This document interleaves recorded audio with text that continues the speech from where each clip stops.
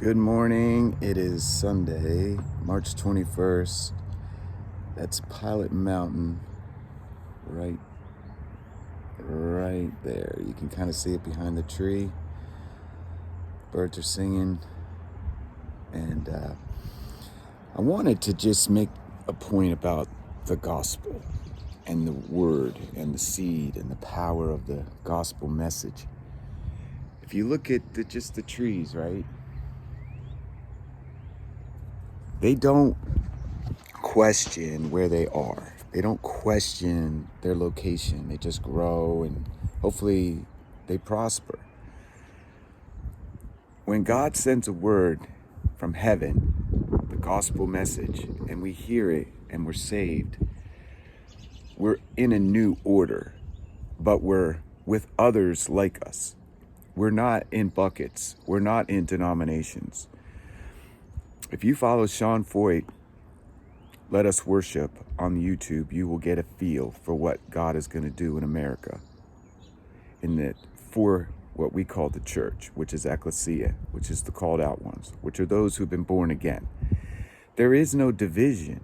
If you're truly born again, if you've been born from above, you have different seed and you are drawn to people of the same seed.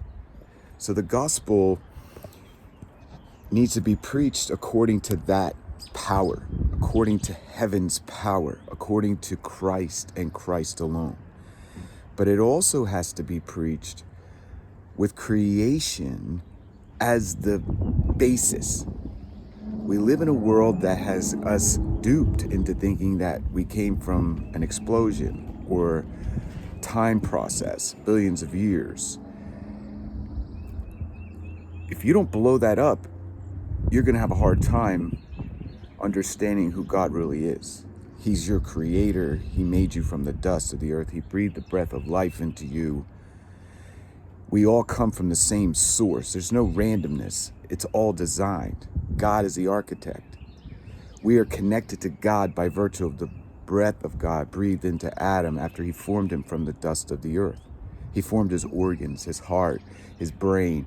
Everything was formed from the dust of the earth according to what he had already envisioned in Christ himself as man, the God-man, which was our ultimate reasoning for being born and being here, is that there is a Messiah, there is a God-man, there is a Christ. Whether you were before his birth or you're post like we are, nothing matters outside of Christ. Christ is the center and he's the very foundation of all of life here on earth at this time. Once you are born again, you get that if you're truly born again. You can't go around the edges of that. You either receive it 100% into your soul that Jesus Christ is the center of all things. He is the ruler of all forces of nature. He's the ruler of the nations. He controls the thrones of the earth, and he's coming back to put everything in perfect order. He's giving us, you and me, a chance to go out and spread his message. Let us be a part of the process to bring people in to the kingdom, his kingdom, the perfect kingdom, the everlasting kingdom. So trees don't try to find other places. They just grow where they are. I'm in Pilot Mountain, North Carolina. My number one concern is Pilot Mountain, North Carolina. Wherever you live should be your number one concern. Your family should be your number one concern. You need to be light and salt there. We need to be light and salt where we are. We need to make an impact in our entire world where we are. If every true believer born from above does that, this thing's going to explode. We've been sectioned off, herded into corners by evil, and we bought into lies.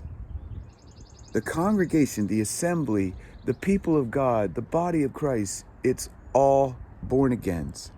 And wherever you happen to be, you join with others of the same order, of the same heart, of the same mind. This must happen. May God bless what I'm trying to convey here today. Amen.